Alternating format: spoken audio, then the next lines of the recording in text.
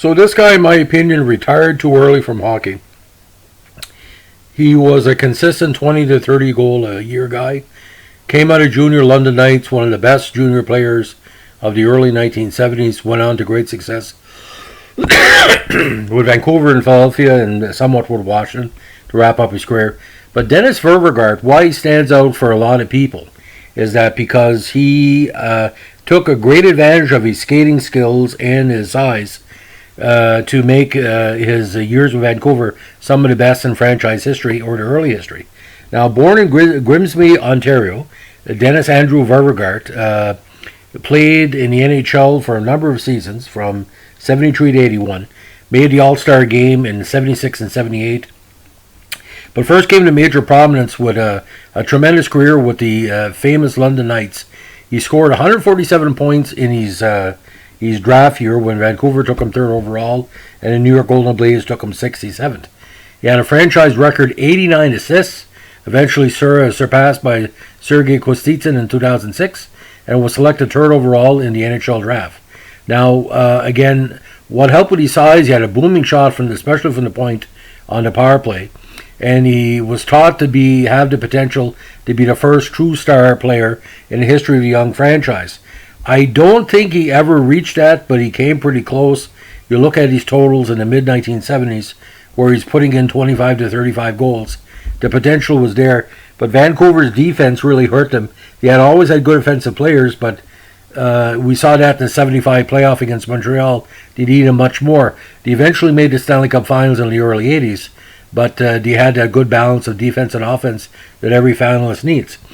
Now, he led all rookies in goals, was second in points to Tom Lysiak in his rookie campaign, 26 goals and 31 assists for 57 points.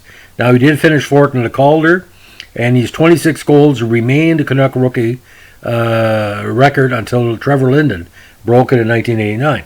Now, 75 people think it was a breakthrough year for him. He recorded 51 points in 57 games, despite missing substantial time due to a serious shoulder injury, where basically his full shoulder was almost ripped off in a very bad accident. Now, his production was a key factor in team's improvement as he won the division and again made the playoffs for the first time, played Montreal to 5 games in the quarters. Now we would have his final season in 76, leading the Canucks with 37 goals and 71 points. He also was selected to play in his first NHL All-Star game and proceeded to score 2 goals in 10 seconds, set an All-Star record, which has since been broken by the great Owen Nolan. Now, after his success of his first 3 seasons, he appeared to be on the verge of stardom. However, his career would go sideways after 76 as his production dropped off as he came under heavy criticism for his poor defensive play. His greatest success had been with center Andre Boudreau, and after Boudreau left for the WHA, he was never able to find the same sort of chemistry with later line-mates. In 77, he dropped to 27 goals and 45 points, but a terrible plus-minus of minus 35. Now, he rebounded slightly in 78 to get 54 points and 21 goals, and was also selected to play in the second All-Star game. Now, in 79 was the changeover for Ververgaert. He started his season slowly with just 9 goals his first 35 games, and he was facing stiff competition for ice time from star rookie Stan Schmiel. Now, midway through the season, he was dealt to the Flyers for Kevin McCarthy and Drew Callender, and finished the year with career lows of 18 goals and 44 points.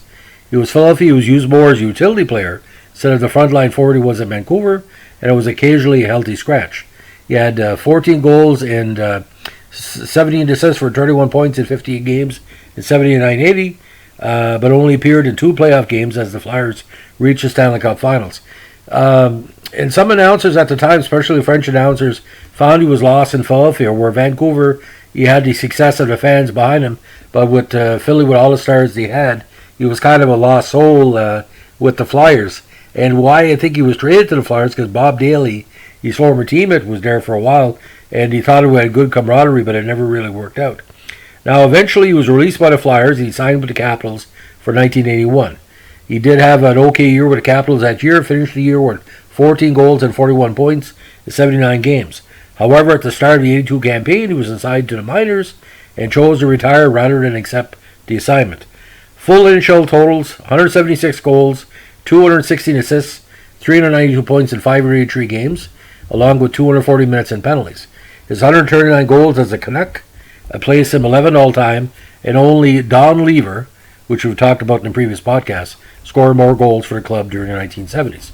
Now, following his career, Ververgaert returned to Vancouver, where he operates an insurance business and, of course, is an active member of the very popular Canucks Alumni Association. Now, I think what really freaked a lot of people out, because we never knew how good he could have been, because most years Vancouver didn't make the playoffs. But it was kind of funny how it worked out. He was traded to Philadelphia.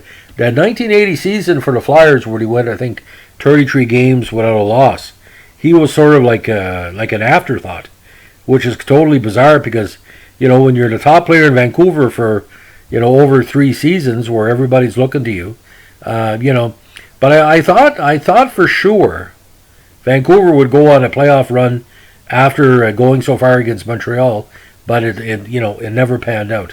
But Dennis Ververgaert, for me, again, one of the most underrated players of the 1970s. We should talk about him more often because smooth, man. He was smooth.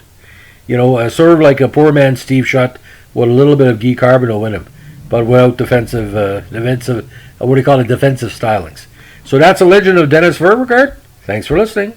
Bye.